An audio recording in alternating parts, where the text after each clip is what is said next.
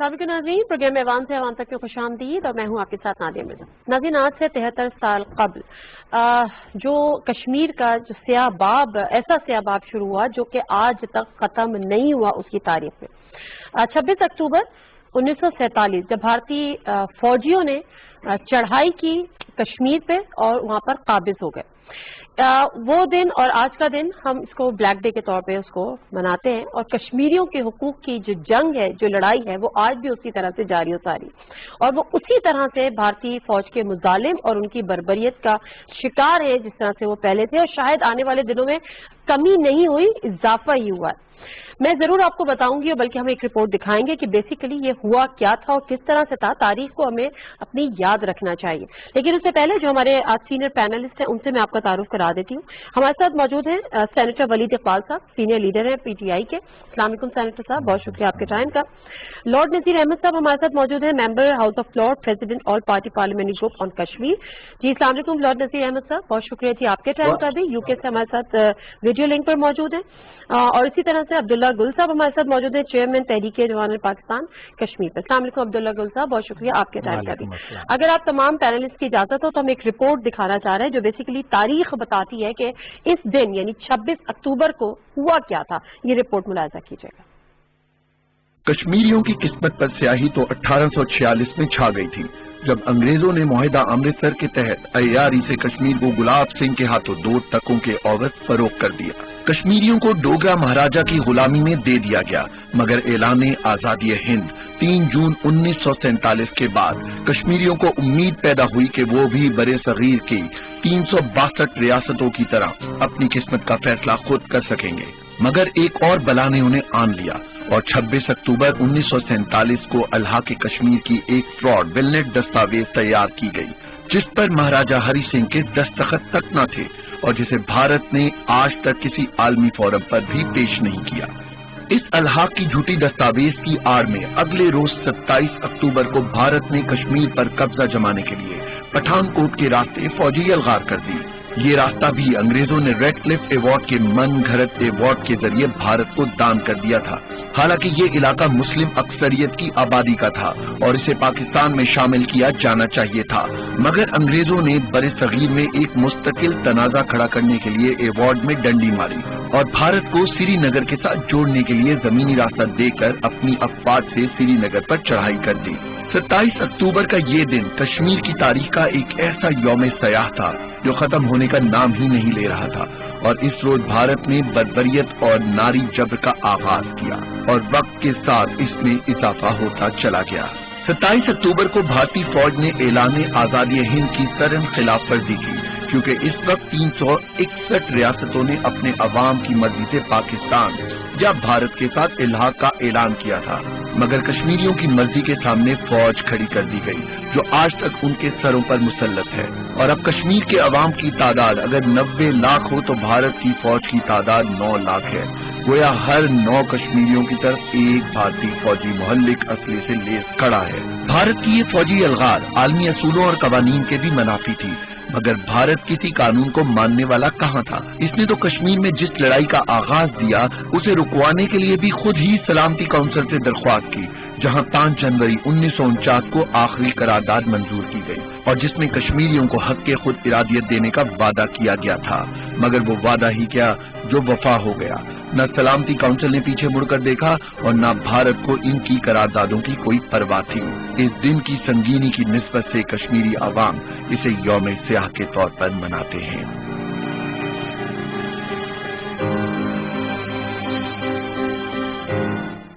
जी नाज़रीन, आपने ये देखा 27 अक्टूबर 1947 को बेसिकली हुआ क्या था। सेनेटर वलीद इकबाल साहब, मैं सबसे पहले आपसे जानना चाहूंगी क्योंकि इस हुकूमत से हमें उम्मीदें हैं। उम्मीदें इसलिए हैं कि हमने देखा है कि वज़ीर आज़म इमरान खान साहब ने हर फोरम पर ये बात उठाई है, कश्मीर का मुद्दा बयान किया है, बड़ा स्ट्रांगली इस बैटल को फाइट किया है। आप मुझे बताएं कि अभी पहले से बनिस्बत क्या मजीद काम हुआ है और क्या आपकी हुकूमत आगे करने का इरादा रख रही है? देखें जी, इसमें आपने दुरुस्त फरमाया, बल्कि हम समझते हैं कि ये 2.5 साल जो गवर्नमेंट के हैं तकरीबन, और ख़ासकर पहले 2 साल की जो अचीवमेंट्स हैं उसमें एक यही है कि फॉरेन पॉलिसी में ایک آئسولیشن سے ہم اب ایک جو ہے پرومیننس میں اور پیس میکر کے طور پہ وہ افغانستان کے حوالے سے، اور اس میں وہ تو ایک علیحدہ موضوع ہے، لیکن اس کو ہر بین الاقوامی فورم پہ، آپ نے کہا نا فہد فورم پہ، ہر بین الاقوامی فورم پہ اس کو اٹھایا ہے، کیونکہ یہ معاملہ ایسا ہی ہے جس کے لیے بین الاقوامی جو برادری ہے، انٹرنیشنل کمیونٹی، اس کو جھنجھوڑنے اور جگانے کی ضرورت ہے.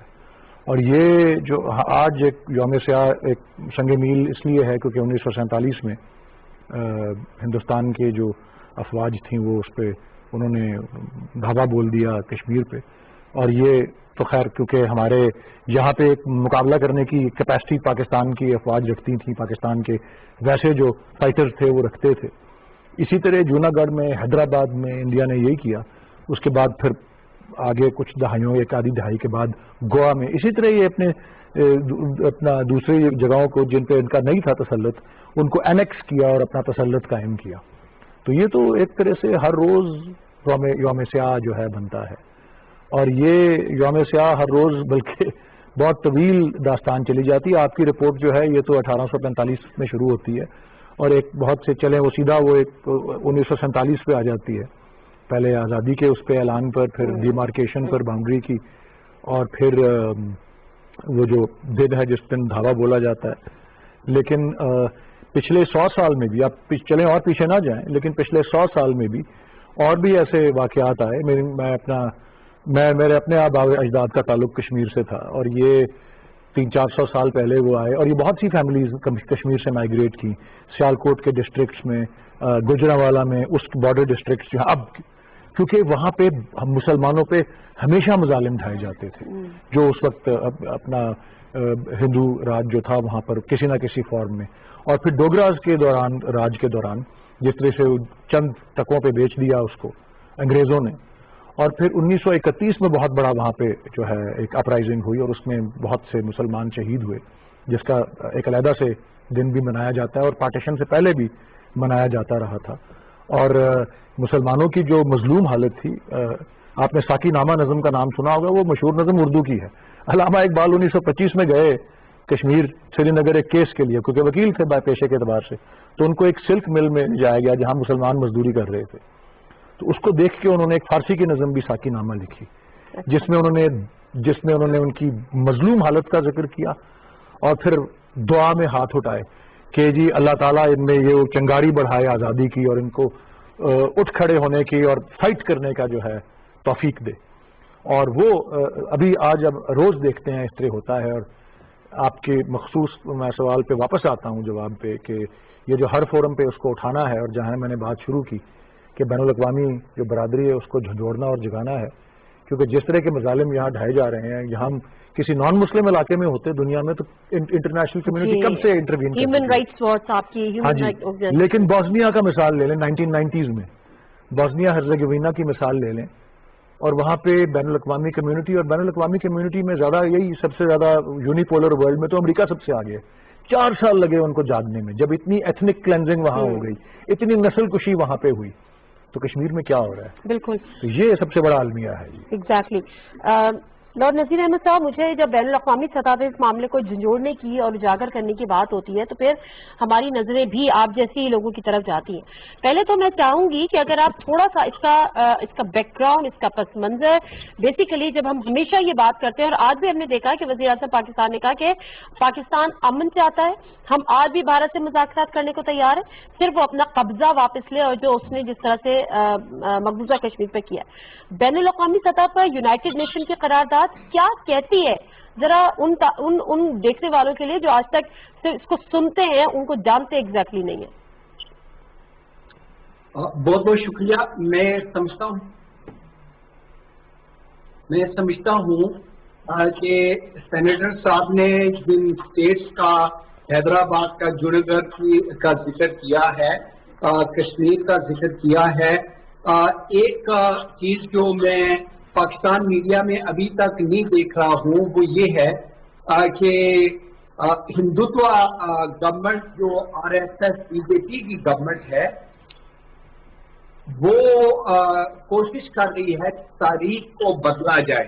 جس طریقے سے وہ पूरे हिंदुस्तान के अंदर जहां भी मुसलमानों का नाम आए, जहां पे मुसलमानों की बिल्डिंग, मुसलमानों की तारीख, चाहे वो टीपू सुल्तान की हिस्ट्री हो या ताजमहल की हो, और कश्मीर के हवाले से डेफिनेटली ये जो ब्लैक डे हम याद करते हैं, क्योंकि इलीगल ऑक्यूपेशन जिस तरह जिक्र भी आपकी रिपोर्ट में जिक्र किया गया, ये जो एक्सेशन ट्रीटी 26 अक्टूबर को फेक ये ट्रीटी है, क्योंकि एक्चुअली वो एलिस्टर लैम की जो किताब है उसने बड़ी रिसर्च की और उसने वो डॉक्यूमेंट्स भी देखी, इसको बैकडेट किया गया था। पहले तो ये दिखाई नहीं रहे थे, बाद में बैकडेट करके दिखाया गया, क्योंकि तारीख को बल्कि हर चीज को हिंदुस्तान जो है झूठ बोल के फेक कहानियां बना के दुनिया को दिखाता है।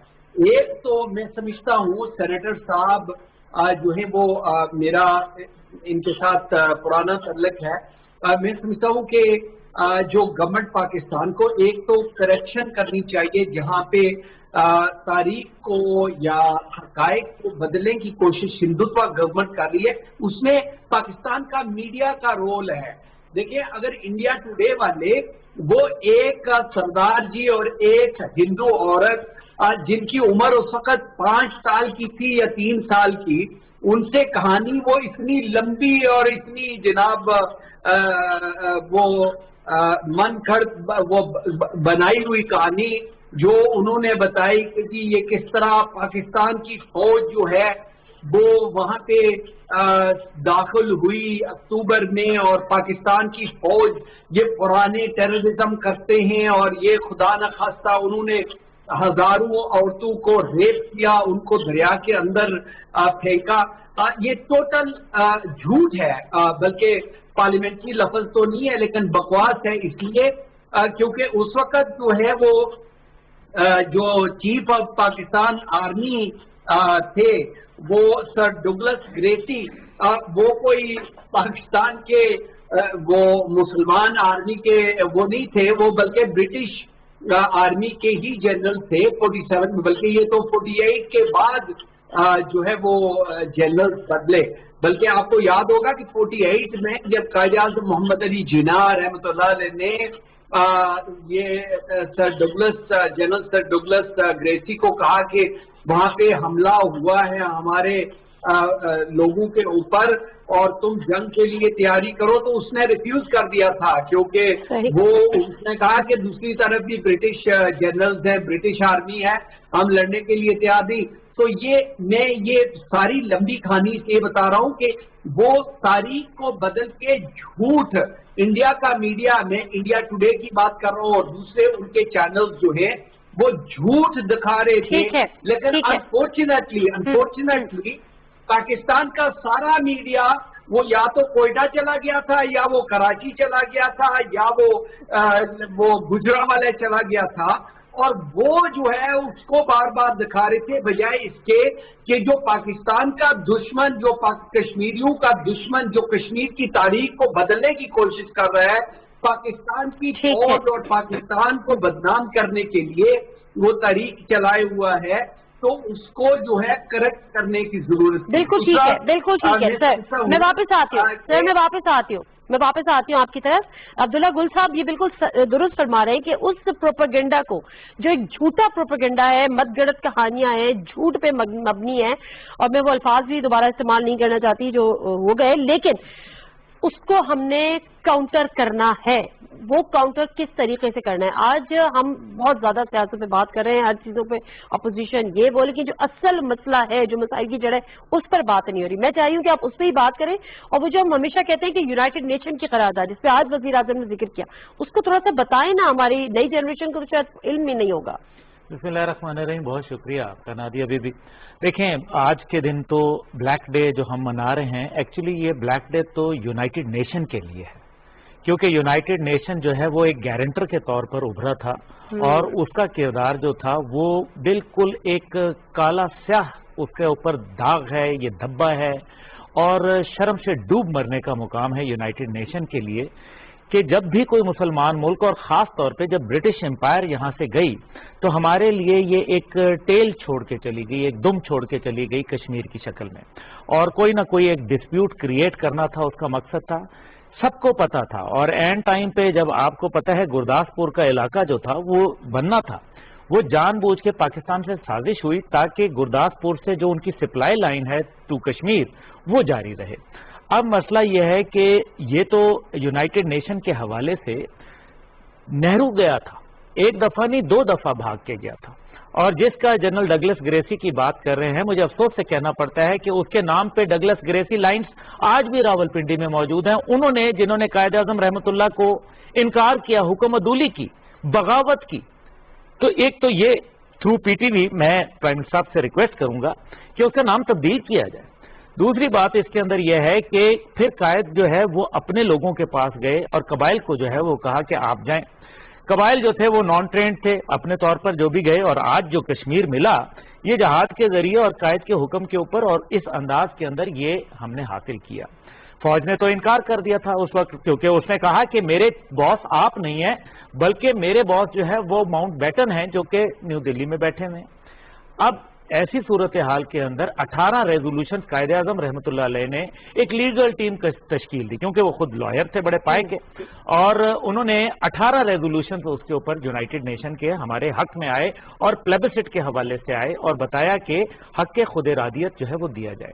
جس ایکسیشن ڈاکومنٹ کی وہ بات کرتے ہیں وہ بالکل کا بالکل جھوٹ کے اوپر مبنی ہے, کیونکہ پروفیسر ایلیسٹر لینڈ کی کتاب جو کشمیر ڈسپیوٹڈ لیگیسی ہے اس میں وہ باقاعدہ کہتے ہیں کہ ولو بھائی پٹیل جو ہے وہ اس کے پاس, کیونکہ وہ سری نگر سے بھاگے راجا, اور وہ جا کے جو ہے وہ جموں میں بیٹھ گئے, اور جموں کے اندر جب وہ پہنچے تو وہاں اندر پتہ نہیں کیا بات چیت ہوئی جس کو بعد میں ان کے گرینڈ چلڈرن نے جو ہے وہ انکار کر دیا راجا کے, اور آ کے ایک کاغذ باہر لہرا دیا کہ راجا نے سائن کر دیا. آج تک وہ ڈاکومنٹ یونائٹڈ نیشن میں پروڈیوس نہیں ہوا کیونکہ اس کی جو ہے فورینزک ہوتی ہے, اور وہ فورینزک کیونکہ نہیں کروائی گئی, یعنی کہ یونائٹڈ نیشن جو ہے اس کے اندر باقاعدہ ایک پارٹی بن کے جو ہے وہ ابھر رہا ہے. اور ابھی جو جنرل جوزف ڈنفرڈ جو امریکن جوائنٹ چیف تھے انہوں نے کہا کہ ہمیں جو ہے وہ آبزرور آفس چاہیے اس کے اندر. کشمیر کے اوپر خاص طور پہ ہمیشہ یونائٹڈ نیشن جو ہے وہ پاکستان کے اوپر تو ان کا سٹانس مضبوط رہا, لیکن وہاں وہ آبزرور آفس لینے میں بھی ناکام رہے.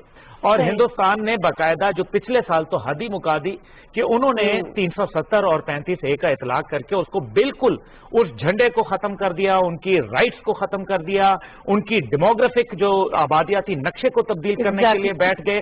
اب آبادیاتی نقشہ تبدیل کر کے وہ پھر یونائٹڈ نیشن کے چارٹر پہ آئیں گے اور کہیں گے کہ جی اب پلیبسائٹ کروا لو. اب پلیبسٹ اس لیے نہیں ہو سکتا, یہ کام ہے جو میں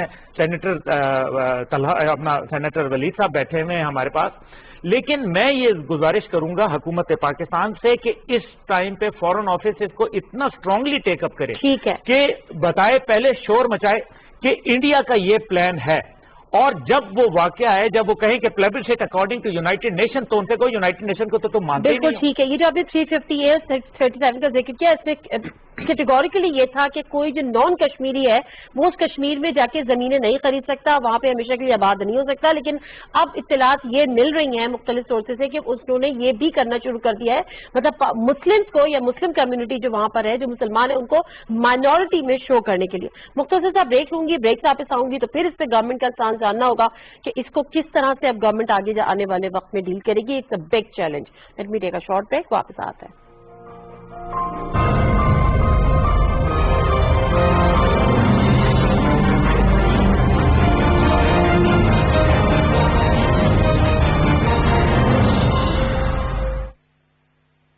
میری کہانی بہت پرانی ہے. مجھے صدیوں سے منہ ڈھانپنے کے لیے مختلف طریقوں سے استعمال کیا جاتا رہا ہے. کبھی خوف پھیلانے کے لیے, کبھی ضرورت کے تحت,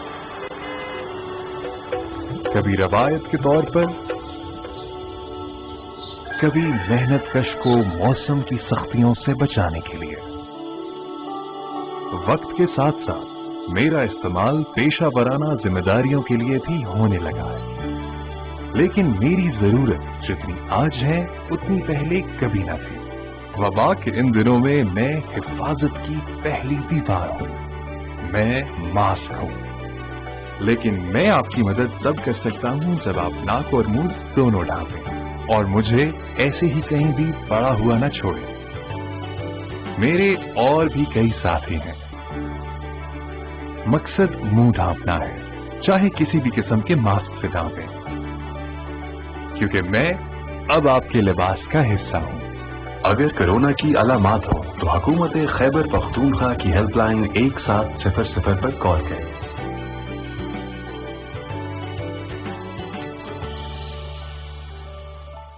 سردی آنے سے پہلے گیزر کی سروس کروائیے، SNGPL کی گیس سیور کون اور ٹائمر ڈیوائس لگوائیے، غیر ضروری چلتا چولہا فوراً بند کر دیجیے۔ SNGPL، سردی آ رہی ہے، خیال رکھنا۔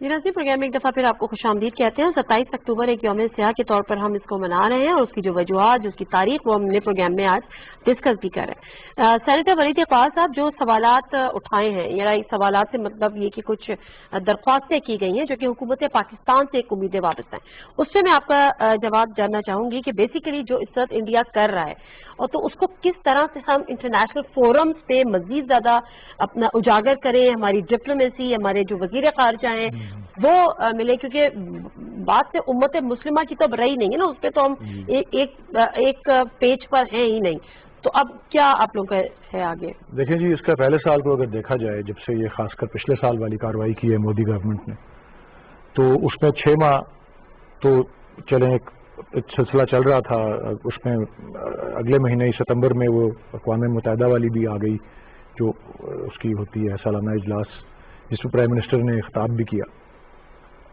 اس کے بعد اصل میں ہوا یہ کہ اگلے 6 ماہ وہ کووڈ والا سلسلہ ہو گیا، نہ صرف پاکستان، اور پاکستان میں بھی شروع میں لاک ڈاؤن تھا، لیکن اور ممالک میں جہاں پہ بہت زیادہ ہم زور ڈال سکتے تھے وہاں پہ پاکستان سے زیادہ جو ہے جیسے کہتے ہیں سخت قسم کا، کلی قسم کا لاک ڈاؤن یو کے میں، جو یورپین یونین ہے اس کے ممالک میں، اٹلی میں، فرانس میں، بیلجیم میں جہاں EU کا ہیڈ کوارٹرز ہے، پھر امریکہ میں، تو یہ ایک بہت ہمیں بیچ میں ایک رکاوٹ بھی آ گئی جو کووڈ کی تھی۔ جو اگر آپ پورے سال کو دیکھیں تو پہلے 6 ماہ میں کچھ پلاننگ بھی ہوئی تھی، اور اس میں نہ صرف سفارتی سطح پر یا اقوام متحدہ اور اس طرح کے فورمز پر، بلکہ پارلیمانی وفود بھی جو تھے وہ تشکیل دیے گئے تھے، اور انہوں نے اپنا کام شروع کرنا تھا۔ میں بھی ایک پہ تھا جس نے یورپین یونین میں جانا تھا، سینیٹر مشاہد حسین سید صاحب کی قیادت میں، اور اس طرح مختلف ممالک، مختلف بر اعظم کے ممالک کے لیے مختلف پارلیمنٹری، سینٹ کی طرف سے علیحدہ سے، قومی اسمبلی کی طرف سے علیحدہ سے، وہ بھی پارلیمنٹ ٹو پارلیمنٹ، تو اس سے خاصا دباؤ جو ہے وہ بڑھتا ہے اور خاصا جو ہے آواز جو ہے بلند ہوتی ہے، प्लस आजकल सोशल मीडिया का ज़माना है, तो ज़राए अबलाग के हवाले से भी, जिसको हाइब्रिड में भी आप ले आते हैं। लेकिन मैं एक जो राय रखता हूँ वो भी मैं समझता हूँ कि ये अहम है, बहुत अहम है इंटरनेशनल कम्युनिटी के हवाले से, और उसमें वही तारीखी भी पहलू आते हैं। मैंने बॉस्निया हर्ज़ेगोविना का एग्जाम्पल दिया कि जब बिल्कुल पानी सर से गुजर गया था तब इंटरनेशनल कम्युनिटी ने उसमें मुदाखलत की। उससे बल्कि थोड़ा आगे आते हैं, अगर हाल ही में देखा जाए पिछले एक आध साल में, तो आप देखें कि एक ऑयल रिफाइनरी के ऊपर एक ड्रोन हमला हुआ सऊदी अरेबिया के अंदर, जिससे नुकसान हुआ और दुनिया की ऑयल सप्लाई को कुछ खतरा पड़ा, और किस तरह से पिल पड़ी दुनिया की तमाम पावर्स जो थी, उसमें ममालिक जो थे, तमाम लीडर्स ने कहा ये अनएक्सेप्टेबल है। जहां माली नुकसान हो रहा था, जहां ऑयल सप्लाई को, और जहां इंसानी जानी नुकसान हो रहा था या हो रहा है मुसलसल, जहां मुजालिम ऐसे हो रहे हैं, जहां दुनिया का सबसे बड़ा कैद खाना बनाया गया है, जहां ज़राए अबलाग को जिस तरह से बंद किया गया है, जहां जिस तरह से बच्चों को नाबीना किया जा रहा है पैलेट गन से, वहाँ कोई तवज्जो नहीं दे रहा था। आप लोगों के पास, हुकूमत के पास इस वक्त आगे या पाइपलाइन में कौन से ऐसे ऑप्शंस हैं जिनको आप लोग एक्सरसाइज करने? मैं समझता हूँ, और मैं इस बात को रेज भी करना चाहता हूँ, गवर्नमेंट ज़ाहिर है वो तो अपनी तरफ थिंकिंग कर रही होगी, और मैंने कहा ना कि वो मुख्तलिफ लेवल्स पर है, जो कि सफारती लेवल है, फिर पार्लिमानी लेवल है जिसको अब दोबारा से जिंदा किया जा रहा है और सारा कुछ। उसके अलावा अक़वाम मुत्तहिदा और दीगर जो फोरम्स हैं उनके थ्रू, और ये बहुत अहम बात है, और वो ये है मेरे नज़दीक, तारीख, दुनिया की तारीख जो है वो तो सबके सामने, और हालिया तारीख ही है, पिछले 100 साल से कम 70-75 साल की तारीख, कि 40 के दहाई में एक तस्वर था अपीजमेंट का जो शुरू हो गया था, और वो अपीजमेंट किसकी हो रही थी? एडोल्फ हिटलर की। और वो एडोल्फ हिटलर की अपीजमेंट होती जा रही थी, और वो आगे मजीद इलाकों को कब्जा करता जा रहा था। अपना चेकोस्लोवाकिया उस वक्त कहलाता था, पोलैंड उस वक्त कहलाता था, जर्मनी के ऊपर, जर्मनी से आगे जर्मन एथनिक रेसेस के चक्कर में वो आगे निकलता जा रहा था, और उसको कोई नहीं छेड़ रहा था।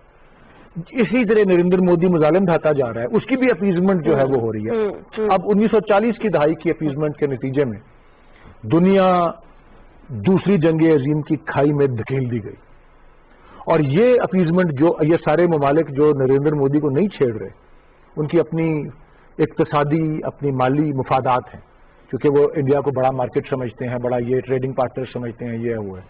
यही रवैया अपीजमेंट का जो है, जिस तरह से उस वक्त की 1940, और ये इनका माइंडसेट भी जिस तरह एडोल्फ हिटलर का था, ये राष्ट्रीय स्वयं सेवक संघ का, आरएसएस का और बीजेपी का वही माइंडसेट है, और खासकर नरेंद्र मोदी के नीचे तो और ज्यादा वो हो गया है, बुलंद अपना उस पर ऊंचाई पर पहुंच गया है वो।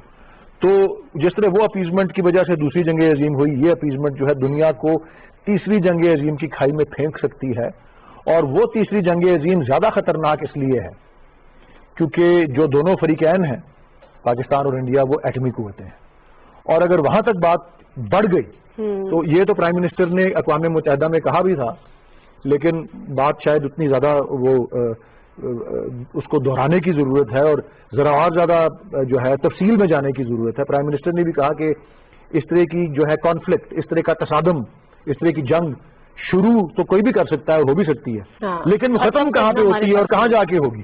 तो ये जो तीसरी जंग अजीम खुदा न खास्ता, और जिसमें एटमी हथियार अगर बुरे कार लाए गए, तो ये खिते के लिए खतरा नहीं है, पूरी दुनिया को एक बहुत बड़ा खतरा है। और इसकी असेसमेंट, इसके वो जो क्या कहते हैं वॉर गेमिंग, और वो क्या दुनिया की मुख्तलिफ जगहों पर हो चुकी है कि एक आधा अभी जो हिरोशिमा नागासाकी नुमा एटम बम था, एक तरह एक दो तीन चल जाएं तो दुनिया में जिस तरह बादल छा सकते हैं वो अपना राख के, और जिस तरह से अंधेरा और टेम्परेचर का नीचे जाना पूरी दुनिया के अंदर जो तबाह बर्बादी, लेकिन लोगों को समझना चाहिए कि वहां तक बात जा सकती है। अच्छा, और ये है वो मौका जिसके जोड़ने और जगाने की जरूरत है इंटरनेशनल। बिल्कुल ठीक है। लॉर्ड नज़ीर अहमद साहब, आपने दो चीजें बड़ी इंपॉर्टेंट की थी। एक तो आपने कहा था कि जो इंडिया का प्रोपेगेंडा है, जो नैरेटिव बिल्डिंग है, उसको काउंटर करने की जरूरत है। मुझे बताएं कि इंटरनेशनल कम्युनिटी इसको किस तरह से देखती है? मतलब यूरोपियन यूनियन की भी है, प्लस कि आपका भी अपना एक रोल है, आप लोगों की वर्किंग वहां पर क्या है? आप लोग किस तरह से एक नैरेटिव बिल्डिंग में पाकिस्तान को हेल्प कर रहे हैं, या पाकिस्तान के स्टांस को, और काउंटर नैरेटिव बिल्डिंग वो जो इंडिया के मुजालिम है, ये इंडिया की जो अभी अब तक की जो भी पिछले साल भी जो उसने किया?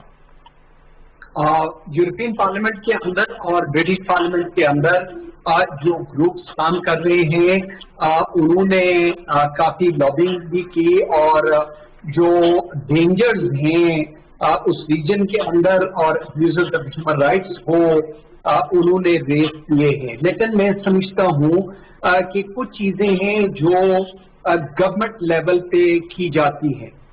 میں سینیٹر صاحب کے ولید صاحب کے ساتھ اگری کرتا ہوں. بوسنیا شاید اتنا اچھا اگزامپل نہیں ہے.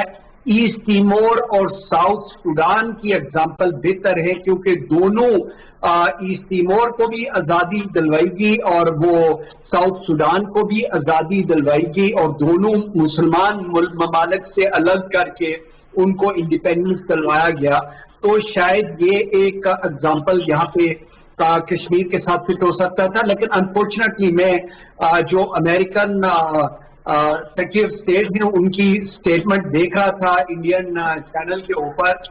وہ کیونکہ چائنا کو کنٹین کرنا چاہتے ہیں, چائنا کی اکانومی اسٹرانگ ہو رہی ہے, regional politics world politics change ہو رہا ہے اور کیونکہ چائنا کو کنٹین کرنے کے لیے وہ ہندوستان کو سپورٹ کر رہے ہیں اور ہندوستان کی جتنی بھی انٹرنیشنل سیکورٹی کی خلاف ورزیاں ہیں اس کو اگنور کرتے ہیں.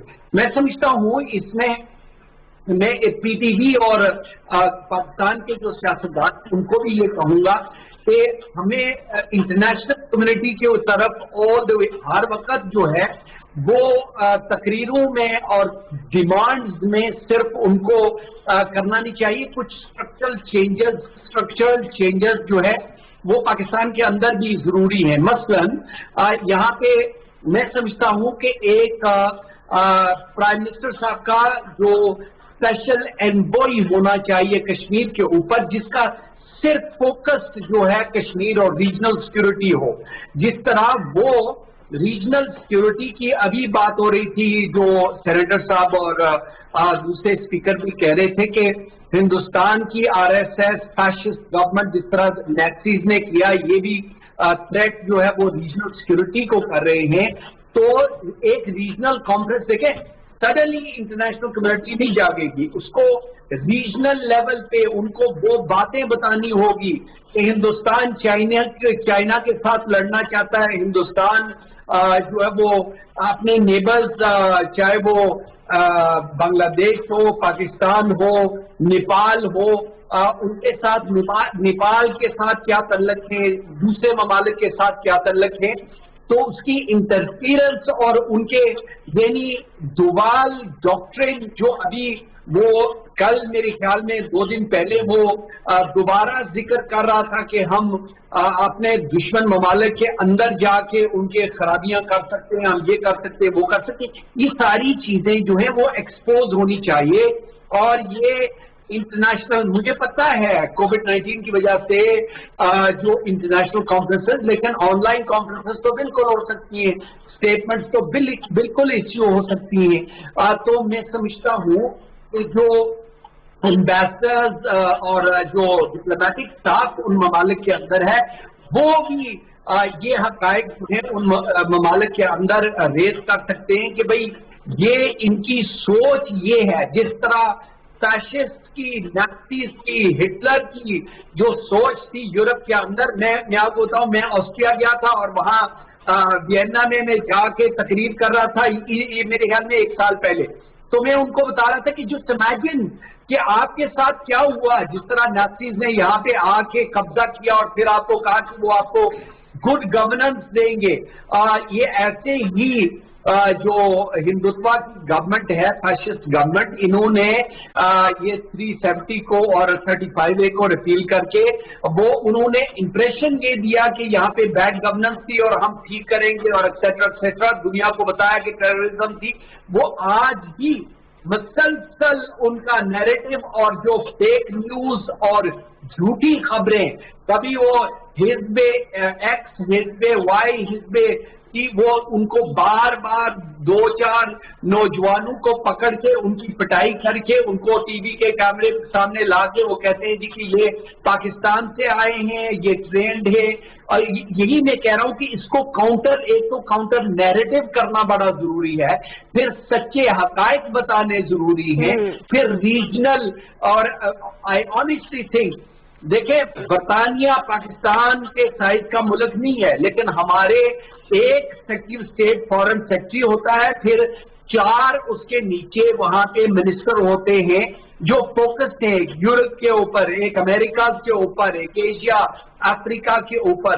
पाकिस्तान को शाह महमूद कुरैशी साहब माइट बी ए जीनियस, लेकिन आपको दूसरे एक फोकस्ड होना चाहिए अरब ममालिक ओआईसी के ऊपर जो है मिनिस्टर, ऐसे ही कश्मीर के ऊपर, यूरोप के ऊपर। और अब तो आपको एक मिनिस्टर की जरूरत है जो इकोनॉमी को प्रमोट करने के लिए, बिजनेस और कॉमर्स को प्रमोट करने के लिए, क्योंकि कोविड के बाद आपको जरूरत होगी कि वो जाके दुनिया को बताएं कि पाकिस्तान में पोटेंशियल कितना है और यहाँ पे इन्वेस्ट करना चाहिए। सो स्ट्रक्चर्स को देखना होगा कि इसको किस तरह चेंज करके दुनिया के ऊपर, honestly with all due respect, PTI government, कोई भी गवर्नमेंट हो, वहां पे बैठ के तकरीर करके और दुनिया को डिमांड करे कि दुनिया should do this, the world should do this, world does not take any notice of what you want to से। You have to do something yourself. ठीक है, we got your point. Abdullah गुल साहब, 2-3 चीजें, एक तो 2-3 चीजें उन्होंने भी उठाई कि मजीद फोरम पे बात करने की जरूरत है, मजीद मोबिलाइज करने की जरूरत है, मजीद बेहतर से बेहतर तौर पे अपने मौकफ को उजागर करने की और कन्विंस करने की जरूरत है। लेकिन दूसरी तरफ हम ये देखते हैं कि हम फोरम पे तकरीरें तो होती हैं, जाहिर सी बात है, वो एक उजागर करने का है। आज हम ये प्रोग्राम कर रहे हैं, this is a part of that, exactly. But क्या हम हमेशा से बात करते हैं कि हम पुरअमन हैं, हम डिफेंसिव हो जाते हैं, या हम एक जाहिर सी बात है हमेशा ये बात की जाती है कि पाकिस्तान अमन की ख्वाहिश करता है, लेकिन भारत ये चीजें करे तो फिर हम उससे मजाक करते हैं। लेकिन कहीं ना कहीं भारत तक से मस नहीं होता, वो अपनी हठधर्मी और उसमें वो आगे ही चलता चला जा रहा है। क्या हमारी अमन की ख्वाहिश हमारी कमजोरी की तरह वो ले रहा है या उसको कमजोरी समझ रहा है? देखिए, मैंने दोनों शुरका की बात सुनी है। अमन की ख्वाहिश तो बहुत अच्छी बात है, लेकिन क्या उसको रिकग्नाइज किया जा रहा है? क्या उसके नतीजे में पाकिस्तान को कोई स्पेशल स्टेटस दिया गया? क्या पाकिस्तान को जो है वो कोई अमेरिका ने मोस्ट फेवरेट नेशन का स्टेटस दे दिया? क्या आपके कर्जे माफ कर दिए? क्या वो इस मैटर को जो है इंडिया को उसकी वजह से कोई उनके ऊपर डिफेंस एम्बार्गो जो है वो लगाया गया? उनके ऊपर अभी फॉरेन पॉलिसी मैगजीन के अंदर जो आया, और इसी तरीके से यूनाइटेड नेशन की जो 2 रिपोर्ट्स उनकी ह्यूमन राइट्स वॉच की मौजूद हैं, उसके ऊपर उन्होंने क्या कहा? उन्होंने कहा कि वो बुरी तरीके से इन्वॉल्व हैं ह्यूमन राइट्स की कंप्लीट डिस्ट्रक्शन करने के अंदर। और हद यह है कि वो बंदा जो पढ़ रहा था अंग्रेज, वो रो पड़ा, वो पढ़ते हुए रिपोर्ट रो पड़ा। अब जूनागढ़ गया, हम अमन की ख्वाहिश करते रहे। बांग्लादेश गया, हम अमन की ख्वाहिश करते रहे। सियाचिन का मामला हो गया, हम जो है वो अमन की ख्वाहिश करते रहे। अभी कश्मीर को उन्होंने एनेक्स कर लिया, हम अमन की ख्वाहिश कर रहे हैं। देखें, ऐसे नहीं बात बनेगी। बिल्कुल सही कहा वलीद साहब ने कि बोस्निया की जो मिसाल दी, और इसी तरह से ईस्टर्न तिमोर और साउथ सूडान की बात की गई। बोस्निया के अंदर पूरी दुनिया ने देखा कि एक कौम मास माइग्रेशन करवा दी उसकी। जब माइग्रेट कर गए तब दुनिया आई, मुसलमानों की मदद के लिए नहीं आई। इसका मतलब यह है कि कश्मीर के जब पूरी डेमोग्राफी चेंज कर दी जाएगी तो उस टाइम पे लोग उनका नैरेटिव को एक्सेप्ट कर लेंगे। क्या इस टाइम पे नरेंद्र मोदी ने जब ढाका में खड़े होकर यह कहा था कि मैं आरएसएस के नुमाइंदे के तौर पर पाकिस्तान तोड़ने में मैंने किरदार अदा किया, और आरएसएस को वो सैफरन टेररिज्म का नाम सीआईए खुद देती है, क्या उन्होंने किसी किस्म की उनके ऊपर एम्बार्गो लगाया, कोई ट्रेड सैंक्शन लगाई, कोई और किसी किस्म की सैंक्शन लगाई? क्या ग्रे लिस्ट ब्लैक लिस्ट का चक्कर उनके ऊपर हुआ? Is it only Pakistan? Because जब हम बात ये करते हैं कि क्या पिछले 70 सालों से क्या कोई डिप्लोमेटिक एफर्ट्स नहीं हुई? हर ने हुकूमत ने, किसी ने अच्छा, किसी ने कमजोर, किसी ने ज्यादा, और मौजूदा हुकूमत ने भी बहुत अच्छी एफर्ट्स की हैं। लेकिन क्या आप नादिया मिर्जा साहिबा या सेनेटर वलीद साहब या अब्दुल्ला गुल या लॉर्ड नजीर साहब या प्राइम मिनिस्टर साहब दुनिया को बताएंगे कि कश्मीर का मसला क्या है? क्या उनको इल्म नहीं है? सब जानते हैं, क्योंकि वो उसके ऊपर सिग्नेटरी हैं। वो जो दुनिया के अंदर जो रेजोल्यूशंस मौजूद हैं, और जो 2 दफा यूनाइटेड नेशन के अंदर नेहरू केस लेके गया, क्या पूरी दुनिया ने उस पर मोहर नहीं लगाई थी? اس کا مطلب یہ ہے کہ دنیا سب جانتی ہے، ہر چیز ان کو معلوم ہے، ان کو انڈیا کا کردار بھی پتہ ہے. وہ چائنا کو جو ہے وہ نیوٹرلائز کرنے کی بات کر رہے ہیں، اس وجہ سے وہ انڈیا کے پلڑے میں تمام، چاہے وہ اوباما صاحب ہوں 68 ڈیفنس ایگریمنٹس ان کی جھولی میں ڈال کے چلے گئے، چاہے وہ ٹرمپ صاحب ہوں وہ ان کی سائڈ لے کے کر رہے ہیں کام. اسی طریقے سے اگر آپ یہ دیکھیں، غور کریں اس کے اوپر، چائنا کی بات ہوئی کہ بالکل نیوکلیئر کلاؤڈ بن جائے گا، دنیا کے اندر بیڑا غرق ہو جائے گا، وار ہو جائے گی اور نیوکلیئر فلیش پوائنٹ بن جائے گا. Undoubtedly there is not a question about it. یہ بتائیں کہ چائنا کے ساتھ جب لڑائی ہوئی تھی، ابھی جو حالیہ ہوئی تھی، تو وہ نیوکلیئر نہیں ہوئی تھی. ڈزنز آف انڈین سولجر جو ہے ان کو جہنم واصل کیا انہوں نے. تو پھر نیوکلیئر جنگ ہو گئی کیا؟ آپ جو ہے وہ بیسکلی بنیادی طور پہ میں وہ کہنے پہ مجبور ہوں کہ weakness is in the will not in your weapons. بات یہ ہے کہ ہمیں ایک مضبوط فیصلہ کرنا ہے. 27 ستمبر 2019 کو پرائم منسٹر عمران خان نے کیا تقریر کی اور کیا زبردست کام کیا کہ پوری دنیا کے اندر لوگوں کو اور مسلمانوں کا خاص طور پہ جذبہ جو تھا وہ یوں بڑھ گیا. لیکن اب 27 ستمبر کے بعد پورا 1 سال سے زیادہ گزر گیا. اب جو ہے ایکشن لینے کا ٹائم ہے. سیاسی، سفارتی، اخلاقی کے بعد اب ہم نے نیوکلیئر کیوں بنایا؟ ہم نے نیوکلیئر کیوں بنایا؟ ہم نے نیوکلیئر اس لیے بنایا تھا نا کہ ہمیں اپنے ملک، ہمارا چھوٹا تھا، ہمارے پاس وسائل چھوٹے تھے، ہمارے پاس فوج چھوٹی تھی. نہیں، میں بالکل یہ نہیں کہہ رہا، نو بڈی از، کوئی بھی وائز آدمی یہ نہیں کہہ سکتا.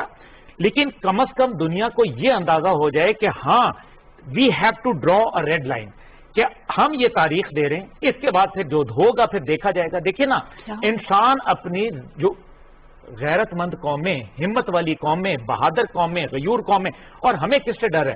ہماری فوج اللہ کا شکر ہے دنیا کی نمبر 1 فوج ہے. اسی فوج کے جو ہے وہ شہداء جو ہے وہ کشمیر کے 90% شہداء جو ہے وہ کشمیر کے بارڈر پہ. ہندوستان ہمیں جو ہے وہ لڑ سکتا ہے. ابھی یہ جو چائنا کا جو لداخ کا معاملہ ہوا تھا، we should have taken that opportunity. وہی اپرچونٹی جو بیک ان 60s ہمیں ملی تھی، یہ ہمیں پھر ایک اپرچونٹی ملی تھی. لیکن وہ جو بھی ریزنز ہے، انڈیا تقریروں سے، تحریروں سے اور جو ہے سیاسی تدبیروں سے آپ کو کشمیر نہیں دے گا. یہ بات کلیئر ہے. تو اس کے بعد پھر کیا آپشنز رہ جاتے ہیں ولی جبال صاحب؟ دیکھیں جی، یہ عبداللہ گل صاحب نے درست فرمایا. جو 1962 کا انہوں نے حوالہ دیا تھا، انہوں نے 60s کی بات کی، لیکن آج کے وقت میں انہوں نے اسی کی تشبیہ دیتے ہوئے کہا کہ ہم اسی کو کوئی ریپیٹ پرفارمنس کر سکتے تھے.